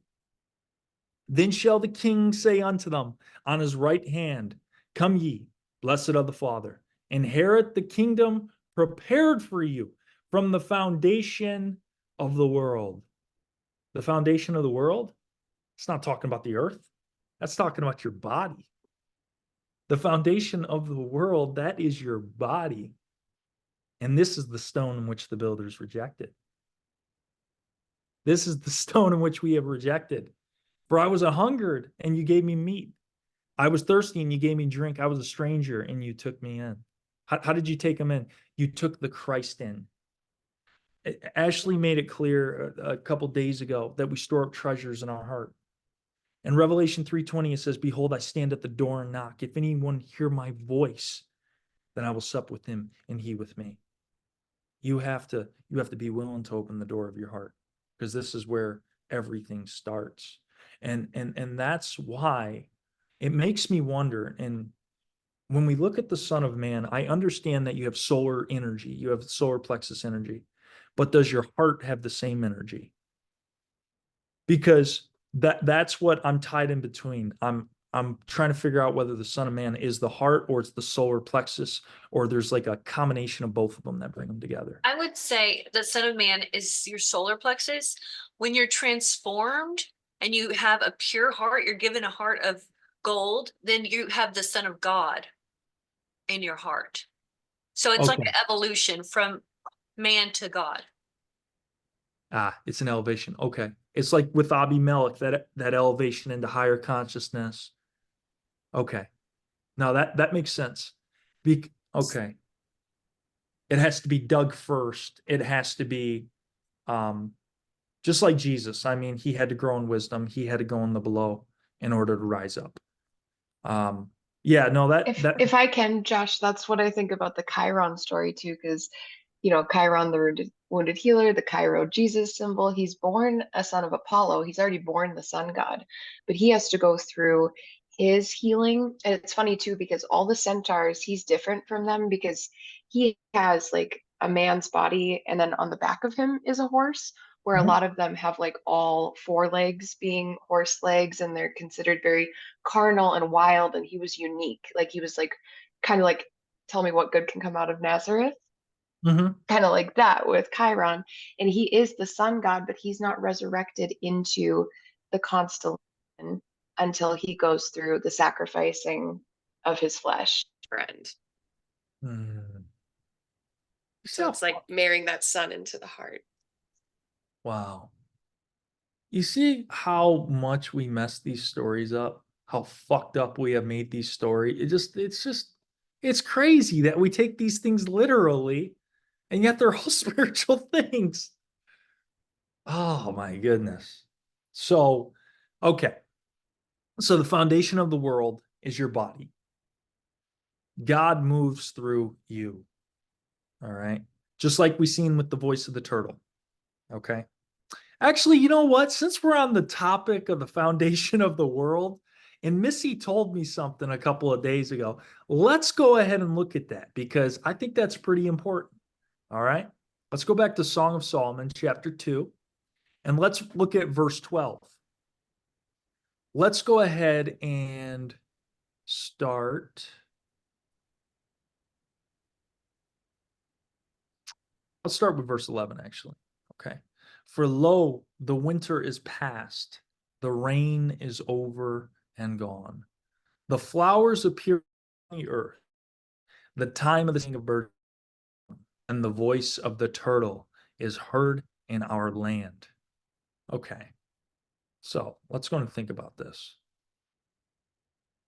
The turtle is heard in the land. First off, flowers appear on the earth. Flowers are appearing in that it's like a budding. It's like there has to be a unification.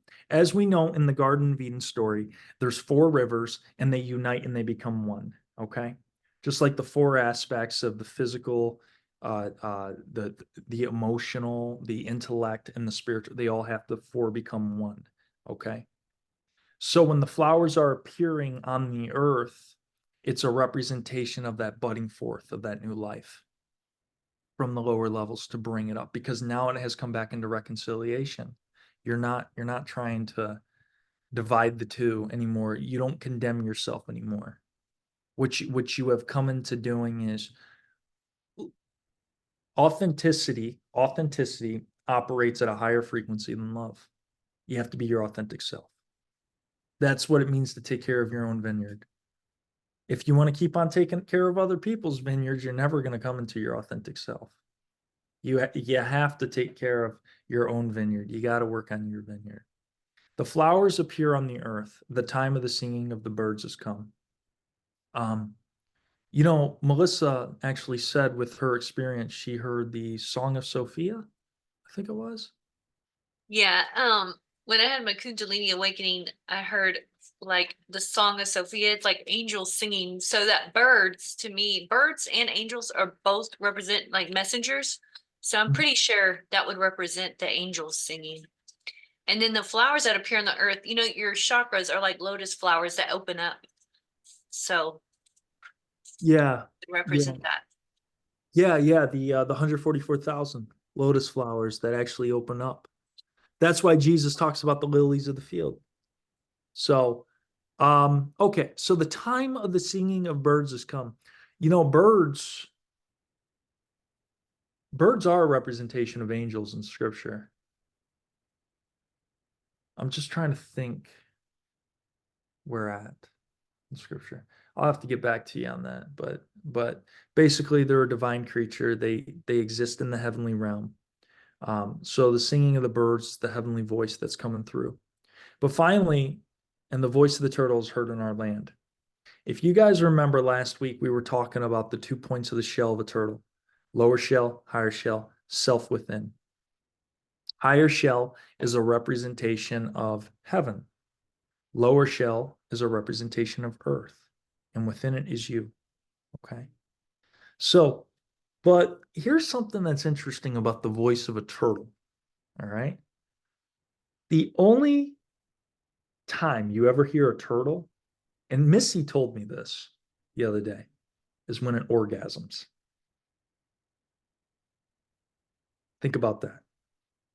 So why is it that the turtle is doing this very thing and being heard in our land?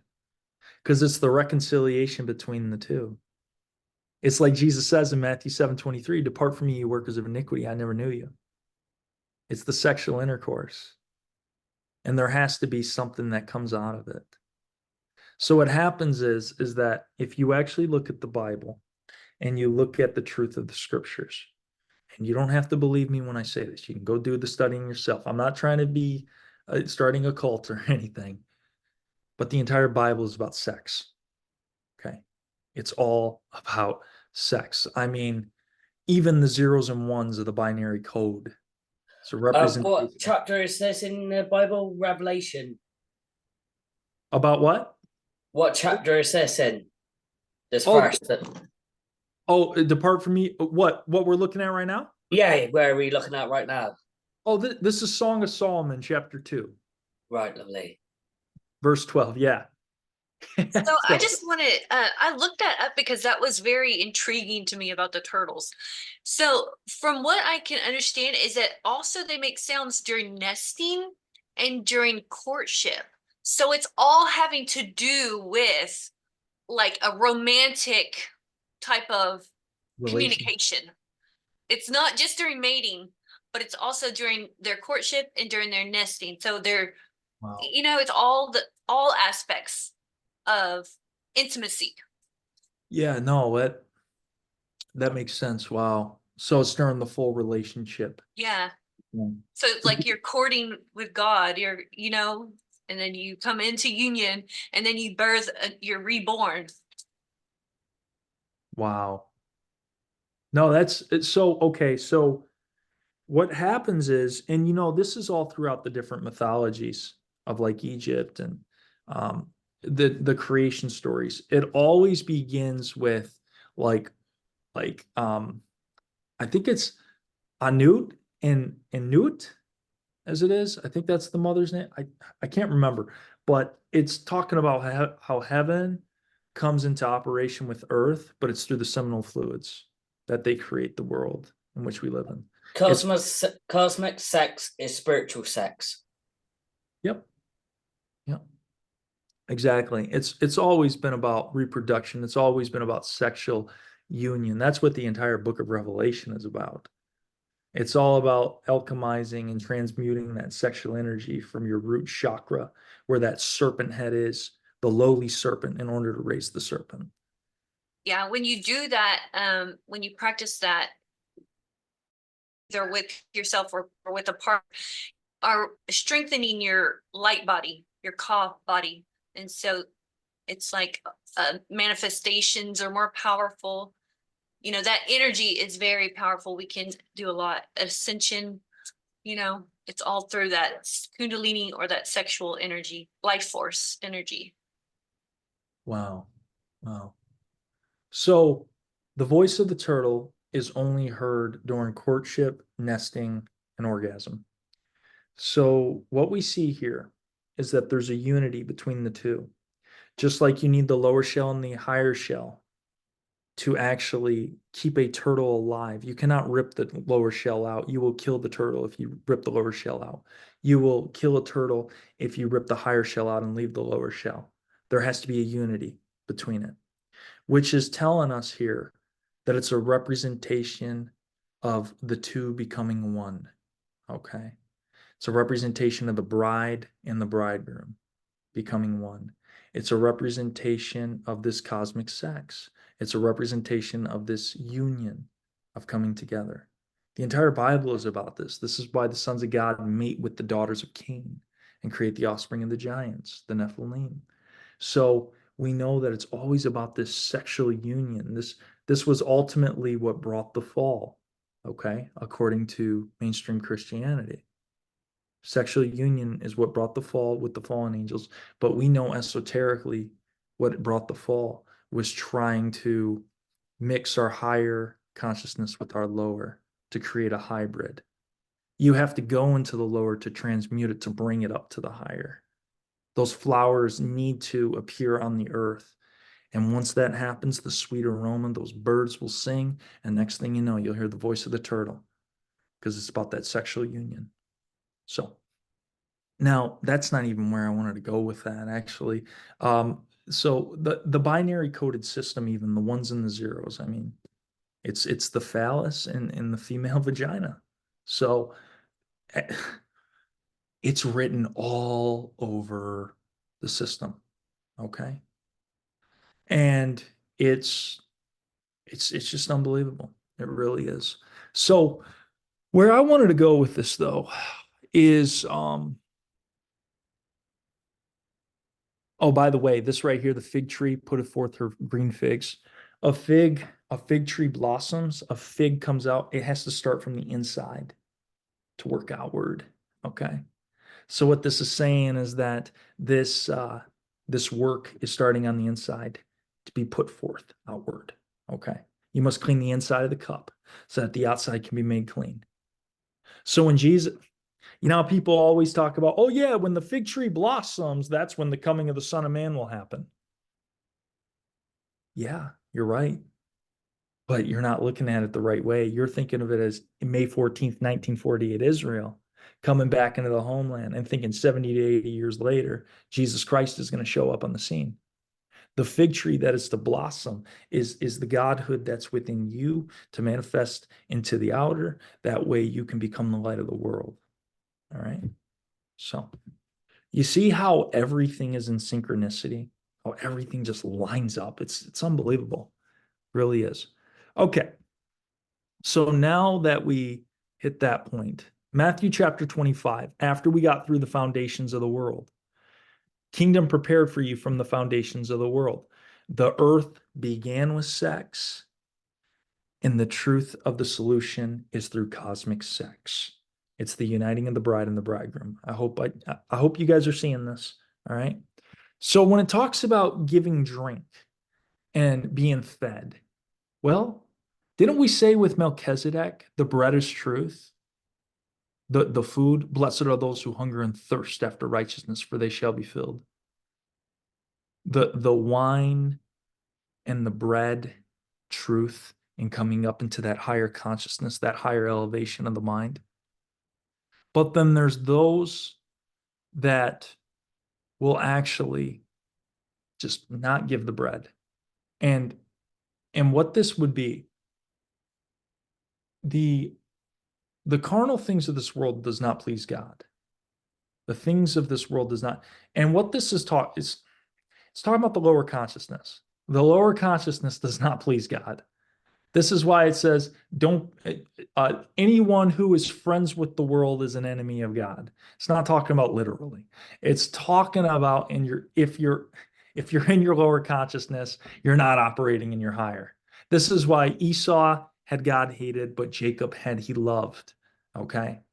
It's talking about flesh and spirit, lower consciousness, higher consciousness. By the lower consciousness is the mark of the beast. Higher consciousness is the 144,000 who stand on Mount Zion. All right. But when looking at this, I don't know if we passed it up.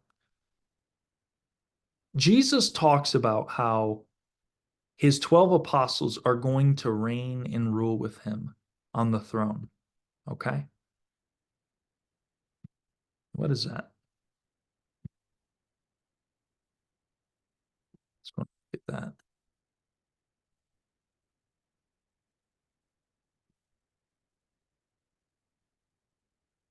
It's 12 cranial nerves. All right.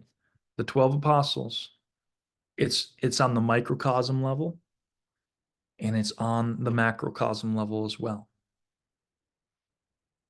Now, what you need to realize is that the 12 cranial nerves have 12 positive aspects and 12 negative aspects. Just like the apostles of Christ had 12 positive aspects and 12 negative aspects. You can see this through their doubts, through cutting people's ears off, through doing all of these different things throughout the scriptures. So when it says that the 12 disciples, the 12 apostles are going to reign and rule with Christ on the throne of glory, what it's saying is that all of it shall become one. You shall take your lower thoughts. You shall take this captive. You shall, Paul says it. He says, take your mind in captivity. Let it be subject unto Christ, because the carnal mind is enmity of God. So when the carnal mind bows, when the disciples are bowing, it's the intellect, it's the emotions, it's the physical, it's all of these things bowing before the throne of God. This is why in Revelation chapter 4 and 5, it's the 24 elders that are bowing, but there's also 4 living creatures that are bowing as well before the throne of God. He who had the book of life, that was able to bring it up to that higher elevation of level where the Lion of Judah conquered. Okay. The Lion of Judah, the Son, Jesus. Okay. The Son right here, the Son of God coming up through the rising of the sun. So what ends up happening here is we have the 12 positive aspects and the 12 negative aspects. This is the 24 elders. This is a representation of those 24 elders that will submit themselves before God. Notice how it's the 12 positive aspects, though, that will reign and rule with Christ. It's not the negative. There is no negativity in God. And matter of fact, there was a man that came up to Jesus before and he said, "Good master, what shall I do to inherit eternal life?" It's like, why do you call me good? There's no one good except God. Because you'll know a tree by its fruit. And ultimately, it has to be the transmutation of the negative aspect so that it becomes positive. And then those 4 living creatures that are around the throne: emotions, intellect, physical, spiritual. And those are the four rivers of the Garden of Eden. And just like those four rivers of the Garden of Eden become one, that's exactly what happens within this situation. So, all right, I think that was a good way to end this teaching today. What do you guys think? Have any thoughts? Does anyone want to say anything?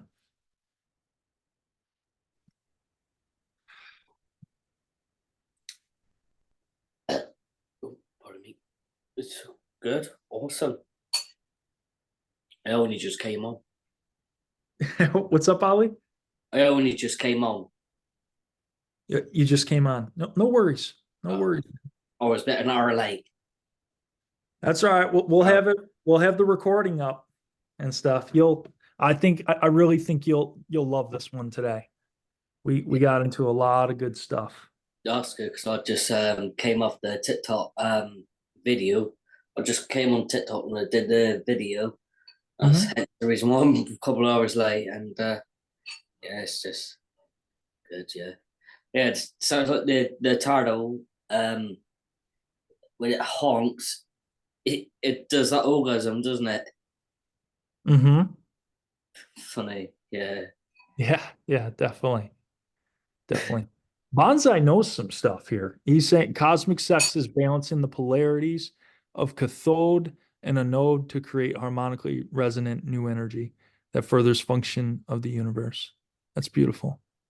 So this would be the ever expanding consciousness of God.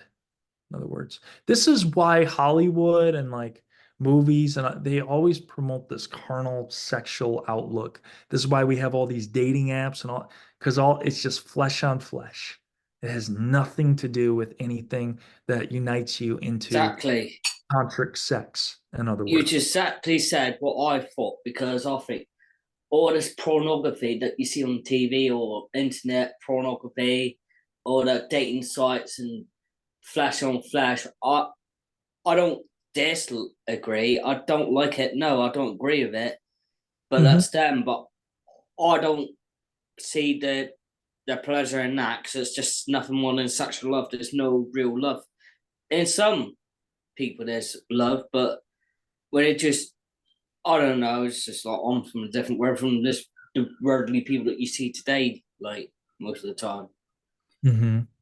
It's just like I don't get how people go to the pubs, get drunk and have a laugh, and then take the piss out of someone, and then like say sexual comments about a particular woman, and it's mainly coming from the mouth of these men. I don't get it. I think it's disgusting. yeah, it perverts it into hybrid giants. Exactly, Daniel. Is that Daniel Tiger here? What's up, dude? I don't know. Dan Cypher, right? We talked a couple times on DM. Yeah. TikTok. Oh, gotcha. Yeah, Okay. yeah. Oh, yeah. Okay, Daniel, I gotcha. I thought it was one of the guys that was in the Facebook group. But yeah, Nice. you're from Texas, right? Yes, sitting in the backyard right now, grounding, chilling Nice. with the dogs, listening to you guys. It's great, man. Yeah, I wanted to add something about the turtle you guys were talking about. Doesn't that represent the zodiac as well? The entire zodiac? Well, I think Ashley. Yes, Chinese, no? The entire zodiac, if I'm not mistaken. Yep, yeah, it's like all the zodiacs in the back of the turtle. Yeah. Even our in Greek, even the Phanes or Phanis has the egg-shaped circle around him with all the zodiacs. Yeah. Because he came from the Orphic egg, cosmic egg. So that story mirrors the turtle shell too. It's like the egg splits, time and inevitability come together, lay the cosmic egg.